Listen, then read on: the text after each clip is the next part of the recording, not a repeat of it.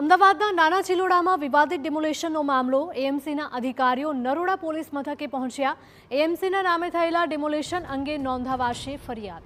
ગઈકાલે એએમસી દ્વારા પોલીસમાં કરાઈ હતી અરજી અને અરજીની તપાસ બાદ આજે નોંધાઈ રહી છે પોલીસ ફરિયાદ।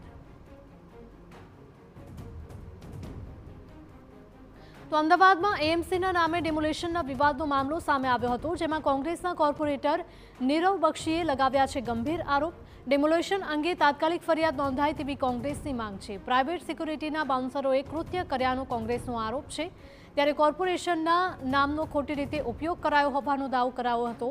પોલીસ કમિશનરે ઘટનામાં રસ દાખવીને કાર્યવાહી કરવા માટે માંગ કરી છે અને તંત્ર દ્વારા જવાબદારો સામે કડક કાર્યવાહી કરાય તેવી પણ માંગ ઉઠી રહી છે। મ્યુનિસિપલ કમિશનર છે તાત્કાલિક હજી સુધી પણ તેના બાબતમાં આટલી ગંભીર ગુનાહિત બેદરકારીની સામે પણ એફઆઈઆર થઈ નથી। તાત્કાલિક એફઆઈઆર કરવી જોઈએ। આ જે જવાબદાર લોકો છે તેમની સામે, કંપની સામે જેટલા પણ લોકો સંડોવાયેલા હોય તેમને સામે માનહાનિનો દાવો કરવો જોઈએ। અને સૌ પ્રથમ તો રાજપૂત સિક્યુરિટી સર્વિસીસ જેને આટલું કૃત્ય કર્યું છે અને સડેચોક કાયદાનું ઉલ્લંઘન કર્યું છે તેનું તાત્કાલિક એનું એજન્સીનું લાયસન્સ ટર્મિનેટ કરવામાં આવે। અમદાવાદના નરોડા વિસ્તારમાં ડિમોલેશનને લઈને મેયરની પ્રતિક્રિયા પણ સામે આવે છે। કોર્પોરેશનના ધ્યાને આવ્યા બાદ અધિકારીઓ એક્શનમાં આવ્યા।